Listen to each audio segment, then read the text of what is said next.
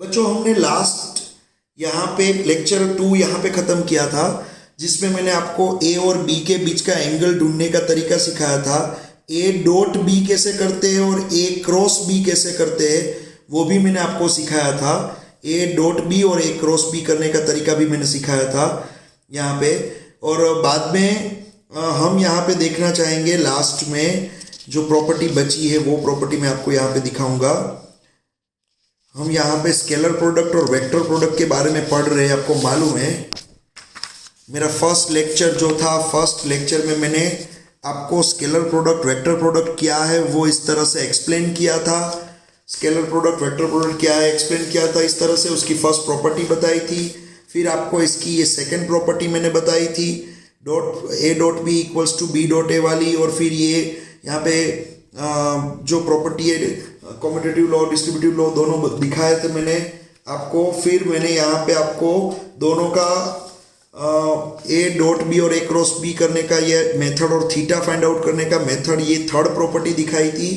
अब हम यहाँ पे देख रहे हैं इसकी जो रिमेनिंग प्रॉपर्टीज है वो यहाँ पे हम देखेंगे स्केलर प्रोडक्ट और वेक्टर प्रोडक्ट में।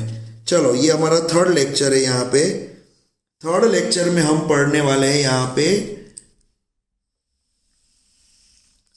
देखो यहाँ पे ये जो थर्ड लेक्चर है उसमें यहाँ पे मैं आपको बताऊंगा। अब बात आएगी आई डॉट आई की। यहाँ पे मैं जो लिख रहा हूं ध्यान रखना बच्चों, यहाँ पे मैं लिख रहा हूं आई डॉट आई।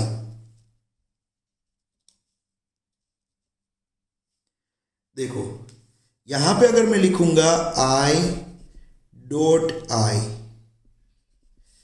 तो आपको मालूम है आई क्या है, यूनिट वेक्टर है जिसकी वैल्यू 1 होती है। दूसरा आई भी क्या है, यूनिट वेक्टर है जिसकी वैल्यू 1 होती है।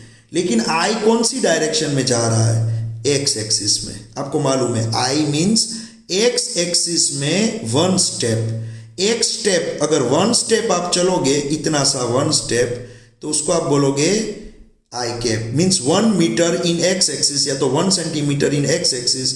एक स्टेप अगर आपको जाना है एक्स एक्सिस में जिसको आप बोलोगे यूनिट वेक्टर इन एक्स एक्सिस, जिसको आप आई कैप बोलोगे। तो इसकी डायरेक्शन होगी एक्स एक्सिस में और इसकी वैल्यू होगी 1। दूसरे आई की भी वैल्यू होगी 1। तो आई डॉट आई जिसको आप लिख सकते हो आई कोस थीटा इस तरह से, क्योंकि ए डॉट बी आपने आगे सीख लिया है, ए डॉट बी जिसको आप क्या लिखते हो ए बी कोस थीटा। तो यहाँ पे I dot I cos theta. अब आई की वैल्यू है 1, दूसरे आई की वैल्यू भी 1 और कोस थीटा क्या होगा, एक आई गया एक्स एक्सिस में और दूसरा आई भी कहाँ पे गया, दूसरा आई भी गया एक्स एक्सिस में। तो दोनों आई कौन सी डायरेक्शन में जा रहे हैं, एक्स एक्सिस में, क्योंकि आई की डायरेक्शन ही एक्स एक्सिस होती है। तो दोनों एक्स एक्सिस में अगर जा रहे हैं तो दोनों के बीच का एंगल, अगर आप एक लाइन ड्रॉ करोगे एक्स एक्सिस में दूसरी भी एक्स एक्सिस में, तो दोनों एक ही डायरेक्शन में, दोनों के बीच का एंगल हो जाएगा 0, तो हो जाएगा cos 0। तो cos 0 क्या हो जाएगा बच्चों, cos 0 भी 1 है। आपको मालूम है cos 0 भी 1 है, तो आंसर मिलेगा 1। तो आई डॉट आई क्या हो गया, 1 हो गया। उसी तरह से जे डॉट जे क्या हो जाएगा, 1 हो जाएगा। उसी तरह से के डॉट के क्या हो जाएगा, 1 हो जाएगा। तो यहाँ पे सिमिलर अगर मिलेंगे आई डॉट आई 1 हो जाएगा, जे डॉट जे 1 हो जाएगा और के डॉट के 1 हो जाएगा। ये चीज आप याद रखना ऑलवेज। लेकिन अगर किसी ने बोला कि अगर आपको आई डॉट जे करना है, आई डॉट जे, तो अब क्या होगा, देखो आई की वैल्यू 1 है, जे की वैल्यू भी 1 है, क्योंकि जे क्या है, जे है वाई एक्सिस में यूनिट वेक्टर। ये वाई एक्सिस है ना, उसमें यूनिट वेक्टर है जे क्या है वाई एक्सिस में, वाई एक्सिस ऊपर जा रही है उसमें यूनिट वेक्टर है। तो आई की वैल्यू 1, जे की वैल्यू भी 1, लेकिन कोस आई और जे के बीच का एंगल, तो जे ऊपर गया आई राइट हैंड साइड, दोनों के बीच का एंगल तो 90 होगा, तो cos 90 हो जाएगा 0। क्या हो जाएगा cos 90, cos 90 हो जाएगा 0। तो ये तो 0 हो गया भाई। तो कहीं भी अगर आपको अलग अलग कैटेगरी के मिलेंगे, आई जे मिलेंगे, तो वो हो जाएगा 0। तो फिर आपको जे डॉट के मिलेगा अलग अलग, तो वो भी 0 होगा। उसी तरह से मान लो आपको के डॉट आई मिला तो वो भी 0 होगा। इस तरह से कोई भी आपको उलट सुलट मिल जाता है अगर, तो वो हो जाएगा 0। समझ में आ रहा है? वो क्या हो जाएगा? 0 हो जाएगा। और यहाँ पे सेम हो गया, आई तो 1, जे तो 1, के तो 1। अब यहाँ पे क्रॉस वेक्टर प्रोडक्ट में बात करेंगे। क्रॉस प्रोडक्ट में अगर मैं लिख रहा हूं आई क्रॉस आई, मैं आई क्रॉस आई लिख रहा हूं, आई क्रॉस आई। अब क्या होगा? आई की वैल्यू तो 1 है, दूसरे आई की वैल्यू भी 1 है, और क्रॉस में क्या लगता है बच्चों? साइन लगता है। और आई के बीच का एंगल क्या होता है? 0। जैसे यहाँ पे मैंने cos 0 लिखा था, वहां यहाँ साइन 0 हो जाएगा। आई और आई के बीच का एंगल 0 होता है। तो 1 इंटू साइन 0, तो ये क्या हो जाएगा बच्चों? ये तो हो जाएगा साइन 0 तो 0 हो जाएगा। तो आई क्रॉस आई, याद रखना ऑलवेज आई क्रॉस आई क्या हो जाएगा? 0। यहाँ पे जैसे आई क्रॉस आई 1 हुआ था, वैसे यहाँ आई क्रॉस आई 0 हो जाएगा। उसी तरह से अगर किसी ने जे क्रॉस जे बोला तो जे क्रॉस जे भी 0 हो जाएगा। और उसी तरह से किसी ने के क्रॉस के बोला तो के क्रॉस के भी 0 हो जाएगा। लेकिन अगर उलट सुलट आएगा कुछ भी, तो हम ये रूल अप्लाई करेंगे, आई कैप जे कैप और के कैप का रूल, ये रूल अप्लाई करेंगे। अगर किसी ने आई क्रॉस जे बोला, आई क्रॉस जे, तो आगे जाओगे तो आंसर आएगा के कैप। अगर किसी ने जे क्रॉस के बोला, जे क्रॉस के, तो आंसर आएगा, आगे जाओगे तो आई कैप। और किसी ने के क्रॉस आई बोला, के क्रॉस आई, तो के से आई आगे जाओगे तो आंसर आएगा जे कैप। और इससे उल्टा भी होगा बच्चों, अगर आप यहाँ पे जे क्रॉस आई जाओगे, उल्टा जाओगे जे क्रॉस आई, तो आंसर आएगा माइनस के। यहाँ पे जे क्रॉस आई तो आंसर आएगा माइनस के। फिर उसी तरह से यहाँ पे के क्रॉस जे जाओगे तो आंसर आएगा माइनस आई। फिर उसी तरह से आई क्रॉस के जाओगे तो आंसर आएगा माइनस जे। समझ में आ रहा है बच्चों? बस ये चीज आप याद रखना, ये आपको डायरेक्शन दिखाएगी, आपको डायरेक्शन पहचानने में आपको हेल्प करेगी। समझ में आ रहा है? ये डायरेक्शन आपको पहचानने में हेल्प करेगी, ये चीज आपको बहुत ही हेल्प करने वाली है। कहीं भी आपको आई क्रॉस के मिला तो तुरंत उसका आंसर आएगा, उसके आंसर की डायरेक्शन होगी माइनस जे। कहीं भी आपको जे क्रॉस के मिला तो उसके आंसर की डायरेक्शन होगी प्लस आई। ये आप ये सर्कल याद रखोगे, ये मेथड, तो आपको तुरंत उसकी डायरेक्शन समझ में आ जाएगी। समझ में आ रहा है? ये राइट हैंड स्क्रू जैसा है। देखो राइट हैंड स्क्रू, आप स्क्रू लेके इस तरह से घुमाओगे तो आई क्रॉस जे, तो आपको आंसर मिलेगा के। चलो अब इस तरह से यहाँ पे ये प्रॉपर्टी फिनिश्ड हुई, जिसमें मैंने आपको ये आई डॉट आई क्रॉस आई, दोनों का डॉट डॉट और क्रॉस क्रॉस, इस तरह से मैंने आपको सिखा दिया। इसका एग्जाम्पल भी ले लेते। चलो एग्जाम्पल भी मैं यहाँ पे आपको दिखा देता हूँ। मान लो यहाँ पे ए, वो है 4 आई कैप, दूसरा है बी और वो है 7 आई कैप। तो ए और बी दोनों आई है। फिर किसी ने बोला कि आप चलो इसका डॉट प्रोडक्ट निकालो, A dot B dot product निकालो। चलो तो यहाँ पे क्या होगा? ए डॉट बी, तो यहाँ पे आप मान लो 4 आई है और उसका डॉट यहाँ पे मल्टीप्लिकेशन हो रहा है 7 आई के साथ। तो सिंपल सी बात है, 4 इंटू 7, तो यहाँ पे क्या हो जाएगा? 28। और आई डॉट आई क्या हो जाएगा? यहाँ पे आई डॉट आई 1 हो जाएगा, तो वो हो जाएगा 1 यहाँ पे नहीं लिखेंगे तो भी चलेगा, क्योंकि आंसर तो 28 ही मिल रहा है। तो यहाँ पे ए क्या है? 4 आई, बी क्या है? 7 आई, तो यहाँ पे 7 इंटू 4 28, और आई डॉट आई क्या हो जाएगा? 1। लेकिन अगर मान लो यहाँ पे दूसरा एग्जांपल दे रहा हूँ, पी जो है वो है मान लो 3j, और जो Q है वो है मान लो 2i। तो आप अगर P डॉट Q करोगे तो यहाँ पे होगा 3j 2i। अब यहाँ पे 3 इंटू 2 तो 6 हो जाएगा, लेकिन j इंटू आई क्या होगा बच्चों? बताओ, j इंटू आई यहाँ पे मैंने दिखाया था, j इंटू आई, आई इंटू जे 0 है, उसी तरह से जे इंटू आई वो भी क्या हो जाएगा 0, के इंटू जे क्या हो जाएगा वो भी 0 हो जाएगा, और आई इंटू के भी क्या हो जाएगा 0। ये अलग अलग कोई भी दिखा आपको तो वो तो 0 ही लिखना है। तो यहाँ पे जे इंटू आई मिला तो क्या मिलेगा, जे इंटू आई 0 हो जाएगा। तो आंसर मिलेगा आपको लास्ट में 0, आपको लास्ट में आंसर मिलेगा 0। ये दो मैंने इसके एग्जाम्पल आपको करके दिखाए कि मान लो 4i और 7i, 4i और 7i का मल्टीप्लिकेशन 28 होगा, 3j और 2i उसका मल्टीप्लिकेशन 0 होगा।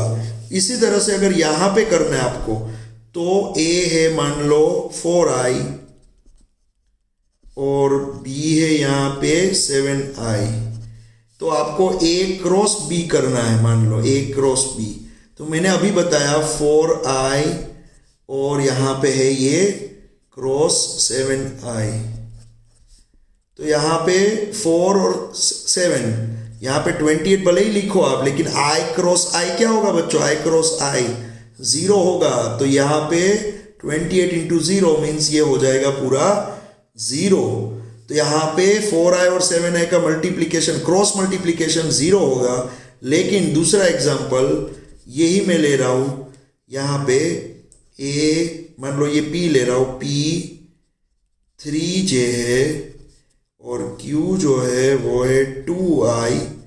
तो आपने अगर p क्रॉस q किया, p क्रॉस q, तो यहाँ पे p क्या है 3j और यहाँ पे क्रॉस 2i, तो यहाँ पे 3 इंटू 2 6 तो आप लिख दोगे, लेकिन j क्रॉस i क्या होगा बच्चों, देखो j क्रॉस i, यहाँ पे j क्रॉस i क्या है माइनस k कैप। तो यहाँ पे 6 माइनस k कैप, ये आंसर मिला आपको। आपको क्या आंसर मिला, 6 इंटू माइनस k कैप। समझ में आ रहा है। तो यहाँ पे 0 आंसर मिल रहा था, उसकी जगह पे यहाँ पे क्रॉस मल्टीप्लिकेशन में 6 इंटू माइनस k कैप, जिसको माइनस 6 k कैप भी आप लिख सकते हो। तो ये साइड मैंने सिखाया डॉट प्रोडक्ट, ये साइड क्रॉस करने की मेथड, क्रॉस प्रोडक्ट। समझ में आ रहा है बच्चों। ये हुई हमारी यहाँ पे मल्टीप्लिकेशन, स्केलर और वेक्टर की प्रोडक्ट करने का यहाँ पे तरीका। चलो इसका ही मैं यूज करके आपको एक दूसरा क्वेश्चन भी पूछ रहा हूं। मान लो यहाँ पे मैंने आपको यहाँ पे इस तरह से पूछ लिया एग्जाम्पल, a 7i कैप है, तो आप मुझे a डॉट a बताओ, a डॉट a बताओ। तो सिंपल सी बात है, देखो यहाँ पे आप क्या सोचोगे, 7i cap dot 7i cap. तो यहां पे क्या मिलेगा 49 और i डॉट i। तो आपने ऊपर ही देखा i डॉट i तो क्या है 1 है, तो 49 इंटू 1, तो आंसर क्या मिला 49। तो ये क्या हो गया, ये एक्चुअल में हो गया a स्क्वायर हो गया। देखो ये क्या हो गया, a मीन्स a क्या है 7, a की वैल्यू क्या है 7, तो 7 स्क्वायर। समझ में आ रहा है। तो a डॉट a क्या होता है, a स्क्वायर होता है, a डॉट a स्क्वायर होता है, याद रखना। तो अगर कभी पूछ लिया a vector equals to 7i है, तो आप a डॉट a ढूंढो, तो वो हो जाएगा इस तरह से। यहाँ पे a की value i cap 7i cap और दूसरे a की वैल्यू भी 7i कैप, 7 इंटू 7 49 और i इंटू i 1 हो जाएगा। तो ये a स्क्वायर हो गया इस तरह से। लेकिन यहाँ पे अगर पूछ लिया इसी तरह से सेम, यहाँ पे मान लो a जो है 7i, तो आपको पूछ लिया a क्रॉस a बताओ, a क्रॉस a बताओ। तो याद रखना बच्चों, a क्रॉस a हो जाएगा 0। क्या हो जाएगा 0, क्योंकि यहाँ पे 7i क्रॉस 7i, तो यहाँ पे हो जाएगा 49 और यहाँ पे i क्रॉस i, तो i क्रॉस i क्या हो जाएगा, आपको मालूम है i क्रॉस i क्या हो जाएगा, i क्रॉस i हो जाएगा 0। तो यहाँ पे 49 इंटू 0 मीन्स ये 0 हो जाएगा। तो यहाँ पे a cross A cross A 0, B cross B 0, D cross D 0, same अगर चीज आती है जैसे यहाँ पे कैसे आया था आई क्रॉस आई 0, जे क्रॉस जे 0, के क्रॉस के 0, सेम थिंग आएगी तो वो 0 होगा, और यहाँ पे सेम थिंग आएगी तो उसका डायरेक्ट मल्टीप्लिकेशन हो जाएगा। तो ये अलग अलग टाइप के क्वेश्चन आपको पूछ सकते हो एग्जाम में। चलो इसके बाद अगर किसी ने आपको पूछा है स्केलर और वेक्टर के अंदर कि मान लो यहाँ पे मैं आपको एग्जांपल लिख के दे रहा हूँ, मान लो यहाँ पे है ए एक वेक्टर है, दूसरा वेक्टर है बी, ए वेक्टर और दूसरा वेक्टर बी है। आपको पूछा ए डॉट बी मैक्सिमम कब होगा, ये कब होगा, ए डॉट बी मैक्सिमम कब होगा, ए डॉट बी की जो वैल्यू आएगी ना वो कब मैक्सिमम होगी, इस तरह से आपको पूछ लिया है ए डॉट बी मैक्सिमम कब होगा। तो याद रखना जब ए और बी दोनों एक ही डायरेक्शन में जा रहे हैं, ए और बी दोनों एक ही डायरेक्शन में जा रहे हैं, तब उसके बीच का एंगल थीटा क्या होगा, 0 होगा। तो जब थीटा 0 होता है तब ए डॉट बी मैक्सिमम होता है। क्या होता है, मैक्सिमम होता है ए डॉट बी। तो आप बोलोगे ऐसा क्यों, क्योंकि बस देखो ए बी कोस 0, तो कोस 0 तो क्या हुआ 1, और कोस फंक्शन में मैक्सिमम कोस की वैल्यू 1 होती है, आपको मालूम है कोस की वैल्यू क्या होती है -1 से 1 में, तो कोस की मैक्सिमम वैल्यू क्या होती है 1, तो कोस 0 वो तो 1 हो गया, तो ए बी डायरेक्ट मल्टीप्लाई होने लगा और कोस की मैक्सिमम वैल्यू 1 हो गई, तो ये भी क्या हो गया, ये मैक्सिमम चीज मिली। यहाँ पे जो आपको मिला वो क्या मिला, मैक्सिमम। तो यहाँ पे अगर को पूछे कि ए डॉट बी मैक्सिमम कब होगा, जब थीटा 0 हो तब ए डॉट बी मैक्सिमम होगा।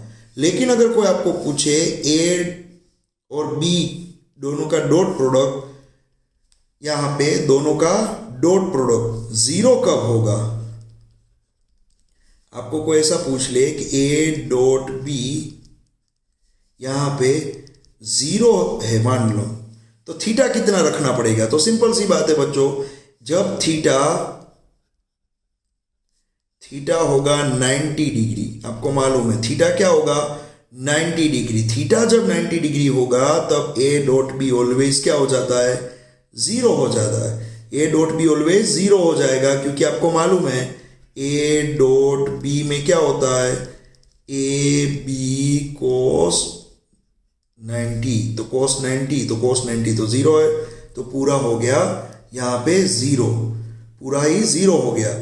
तो थीटा जब 90 तब ए डॉट बी 0, और थीटा जब 0 तब A dot B A B जितना हो जाएंगे, मींस मैक्सिमम हो जाएंगे।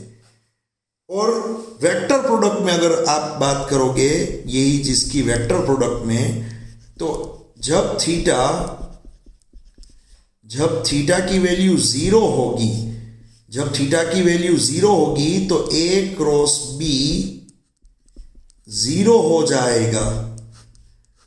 वेक्टर प्रोडक्ट में क्या होगा, जब थीटा की वैल्यू 0 होगी तब ए क्रॉस बी 0 हो जाएगा। क्यों, क्योंकि आपको मालूम है ए क्रॉस बी क्या होता है बच्चों, ए क्रॉस बी होता है A B sine theta n cap, direction दिखाएगा आंसर की, और यहाँ पे थीटा की जगह पे क्या लिखना है 0, तो ए बी साइन 0, तो साइन 0 तो क्या हो जाएगा पूरा 0, तो ये पूरा 0 हो गया। तो अगर थीटा यहाँ पे 0, वेक्टर प्रोडक्ट की बात हो रही है, वेक्टर प्रोडक्ट में अगर थीटा 0 तो ए क्रॉस बी 0। उसी तरह से अगर थीटा है 90, यहां पे जैसे थीटा 90 था वैसे मान लो थीटा 90 है, तो क्या होगा, तो यहां पे ए क्रॉस बी में क्या हो जाएगा, यहां पे ए क्रॉस बी में A B sine 90 n cap, तो ये वो मैक्सिमम मिलने लगेगा। ए बी साइन 90 तो 1 है, पीछे एन कैप, तो आपको आंसर मिलेगा ए बी एन कैप। ये आंसर मैक्सिमम होगा। ये जो आपको आंसर मिला ना वो मैक्सिमम होगा।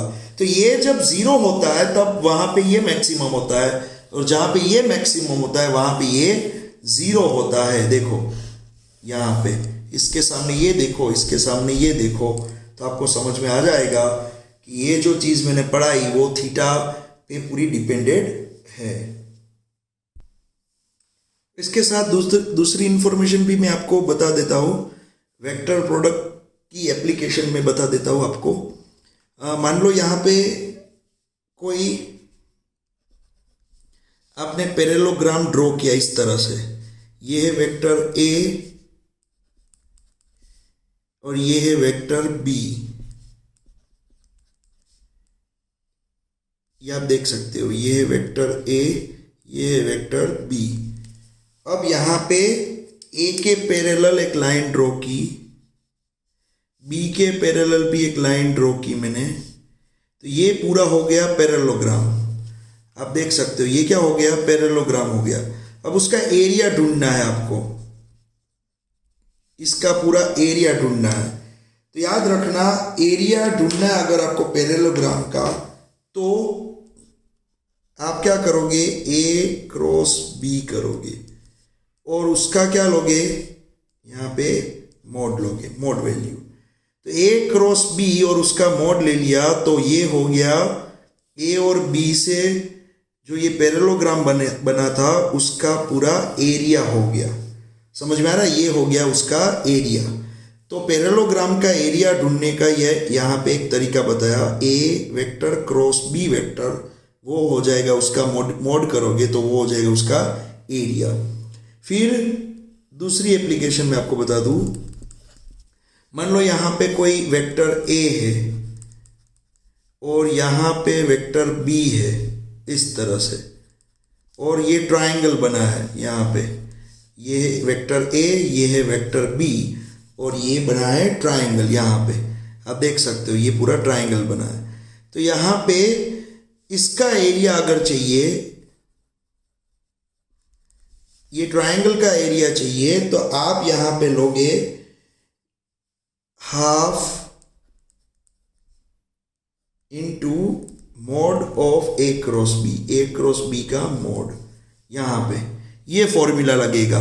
यहाँ पे ये ट्रायंगल बना है, देखो, the area of a triangle with A and B as sides is half into A vector cross B vector. यहाँ पे इसका मोड लोगे A cross B. A cross B देखो आपने आगे सीख लिया, ए क्रॉस बी कैसे करना है मैंने आपको आगे सिखा दिया। ए क्रॉस बी कैसे करना है बच्चों, मैंने आपको आगे सिखा दिया था। यहाँ पे देखो, यहाँ पे मैंने आपको सिखाया था, ये ए दिया हुआ है, ए वेक्टर दिया हुआ है, बी वेक्टर दिया हुआ है, तो आप ये डिटर्मिनेंट की हेल्प से आप ए क्रॉस बी करोगे। तो आप बोलोगे सर यहाँ पे ए क्रॉस बी सीखा है, हमें मोड ए क्रॉस बी सीखना है, मोड कैसे निकालना है। तो ए क्रॉस बी का अगर मोड निकालना है तो बहुत ईजी है। आप क्या करोगे, अंडर रूट करोगे, फिर यहाँ 2 था तो 2 का स्क्वायर, प्लस यहाँ पे 1 था तो 1 का स्क्वायर, प्लस यहाँ पे -8 तो -8 का स्क्वायर। तो ये हो जाएगा इसका मोड। ये क्या किया, यहाँ पे इसका मोड वैल्यू अगर चाहिए तो आप यहाँ पे अंडर रूट करके 2 स्क्वायर प्लस 1 स्क्वायर प्लस यहाँ पे इस तरह से -8 का स्क्वायर कर दोगे तो ये इसका मोड मिल जाएगा।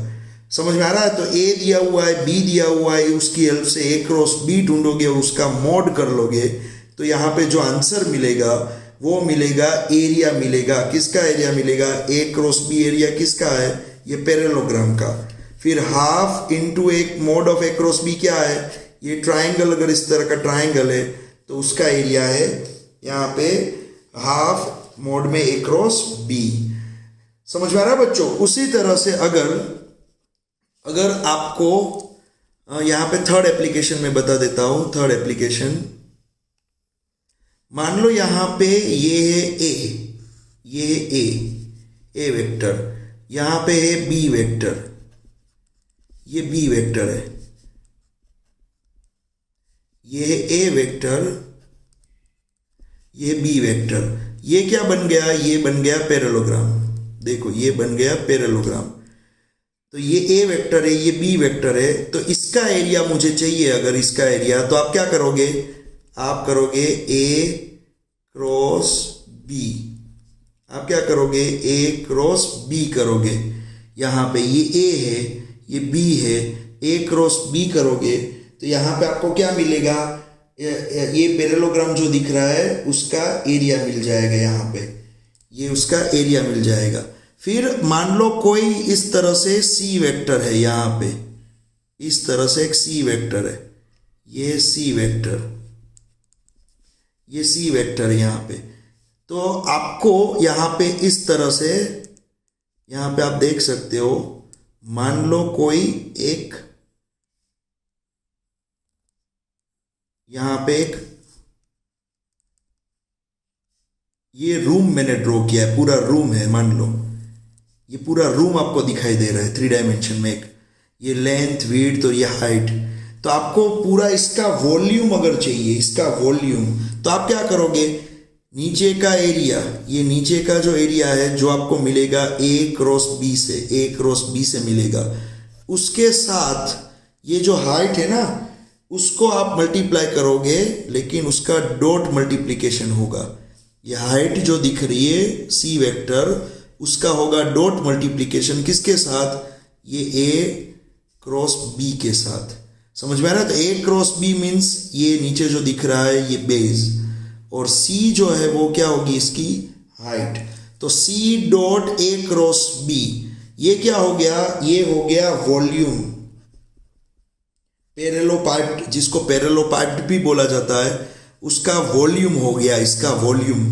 समझ में आ रहा है। तो इसका एरिया ए क्रॉस बी, इसका area half of A cross B, और ये पैरेललोपाइप्ड जो है यहाँ पे दिख रहा है आपको, पैरेललोपाइप्ड जिसका नाम है यहाँ पे आप देख सकते हो।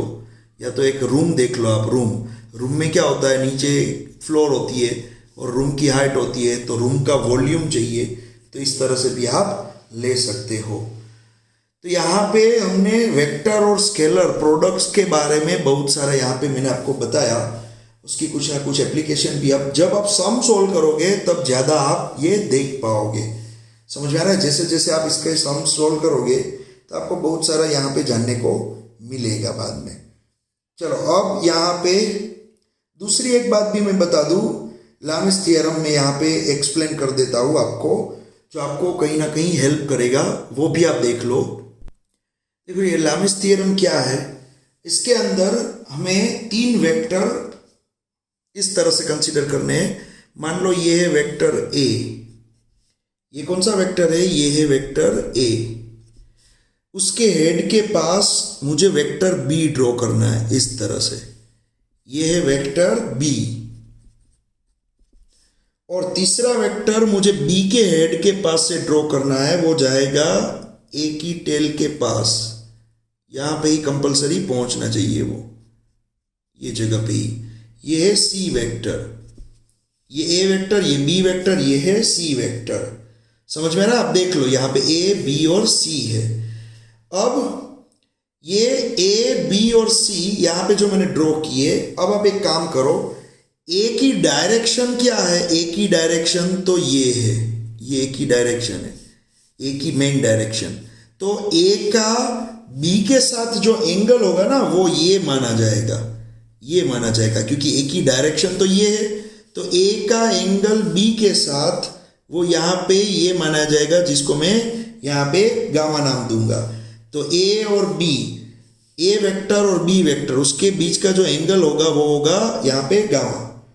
फिर बी की डायरेक्शन कौन सी है, तो बी की डायरेक्शन तो ये है, ये बी की डायरेक्शन है यहाँ पे। तो बी का सी के साथ जो एंगल होगा यहाँ पे क्या है, बी जो आपको दिख रहा है वो बी का सी के साथ जो एंगल होगा उसको मैं अल्फा नाम दूंगा, यहाँ पे अल्फा।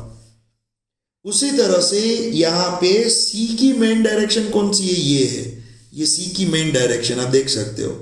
उसका ए के साथ जो एंगल होगा यहाँ पे, सी का ए के साथ जो एंगल होगा उसको मैं बोलूंगा बीटा। तो यहाँ पे अल्फा बीटा गामा क्या है वो आपको पता है। और ए बी सी वेक्टर इस तरह से ड्रॉ होने चाहिए जैसे यहाँ पे वेक्टर ए जहाँ पे फिनिश्ड हुआ, मीन्स ये जो इसका हेड है वहाँ पे बी की टेल हो, फिर बी का हेड है वहाँ पे सी की टेल हो, और तीनों ही यहाँ से स्टार्ट हुआ था तो यहाँ पे वो खत्म होना चाहिए, जिससे क्या होगा, कंडीशन बन जाएगी ए प्लस बी प्लस सी 0, क्योंकि यहाँ से आप निकले थे और घूम घूम के यहाँ पे पहुँच गए तो 0 हो जाएगा। तो ए प्लस बी प्लस सी अगर 0 है तो अब क्या करना है, देखो ये तीनों ही वेक्टर आपके सामने है। अब मैं क्या करूँगा, एक ही जगह पे ये मैंने एक पॉइंट ले लिया है, मैं यहाँ से ही तीनों वेक्टर की टेल को रख दूंगा। चलो ए जो है उसको यहाँ से उठा के मैंने यहाँ पे कॉपी पेस्ट कर दिया, लेकिन टेल रखूंगा यहाँ पे ही, ये ए रखा है मैंने, ए जैसा है वैसा ही मैंने ड्रॉ किया, लेकिन ए की टेल यहाँ पे रखूंगा, ये जगह पे, ये है ए की टेल। चलो बी जैसा है वैसा ही मैं यहाँ पे कॉपी पेस्ट कर दूंगा, लेकिन बी की जो टेल होगी वो रखूंगा यहाँ पे ही, ये है बी। और ये जो सी जो है उसको उठा के मैंने यहाँ पे कॉपी पेस्ट कर दिया, यहाँ पे इस तरह से कॉपी पेस्ट कर दिया, तो ये जो है वो है हमारा सी। तो ये ए, ये बी और ये सी जैसे है वैसे ही मैंने एक ही जगह पे सभी की टेल रख दी और ड्रॉ कर दिया। अब देखो बच्चों, आपको मालूम है ए और बी दोनों के बीच का एंगल क्या था, गामा। उसी तरह से ए और बी दोनों के बीच का जो ये एंगल होगा वो क्या होगा, गामा। फिर मैंने आपको बताया बी और सी दोनों के बीच का एंगल अल्फा था, तो ये बी है और ये सी है, दोनों के बीच का जो ये एंगल होगा वो होगा अल्फा। फिर मैंने क्या बताया था, सी और ए दोनों के बीच का एंगल बीटा है, तो ये सी और ये ए दोनों के बीच का एंगल जो होगा वो होगा बीटा। तो ये लामिस थ्योरम क्या है, देखो बच्चों, लामिस थ्योरम यहाँ पे ये बताता है कि यहाँ पे वेक्टर ए डिवाइड बाय ये जो वेक्टर ए है उसके ये साइड गामा है, ये साइड बीटा है, लेकिन आजू बाजू वाले एंगल नहीं देखेंगे, ये देखो अल्फा देखो, तो ए डिवाइड बाय साइन अल्फा होगा। फिर वेक्टर बी, अब वेक्टर बी जो है, वेक्टर बी उसके एक साइड है अल्फा एक साइड है गामा, तो आजू बाजू वाले नहीं, लेकिन ये एंगल देखो बीटा, तो नीचे होगा साइन बीटा। उसी तरह से आप यहाँ पे सी लिखोगे तो सी वेक्टर के यहाँ पे अल्फा और बीटा आजू बाजू में, लेकिन हम लिखेंगे नीचे साइन गामा। तो ये जो है वो कोई भी इस तरह का आप फिगर ड्रॉ करोगे उसके लिए यूनिवर्सल ट्रूथ है, ये सही, ये फिक्स ही है, ये होगा ही, जिसको बोलेंगे हम लामिस थ्योरम। समझ में आ रहा है, ये रूल अप्लाई होगा ही। ए बी और सी कोई भी ट्राइंगल ले लो आप, कोई भी ट्राइंगल ले लो, कोई भी ट्राइंगल के लिए ये अप्लाई होगा ही, जिसको हम बोलेंगे लामिस थ्योरम। यहाँ पे समझ में आ रहा है बच्चों, तो ये याद रखना, इस तरह से मैंने आपको यहाँ पे जो सिखाया है ये चीज़ आप याद रखना। ओके, तो वेक्टर में मैंने प्रोडक्ट्स के बारे में, क्रॉस प्रोडक्ट डॉट प्रोडक्ट के बारे में बता दिया, 3 लेक्चर मैंने लिए। आपका अगर कुछ भी समझ में नहीं आया तो मुझे मेरे क्लास में भी पूछ सकते हो, या तो कुछ भी देखो बच्चों, मैंने यहाँ पे ट्राई की है डिटेल में एक्सप्लेन करने की, कुछ भी समझ में नहीं आया तो 2 3 4 5 बार आप फिर से वही लेक्चर देखो, तो डैम श्योर वो आपको समझ में आने लगेगा। ओके।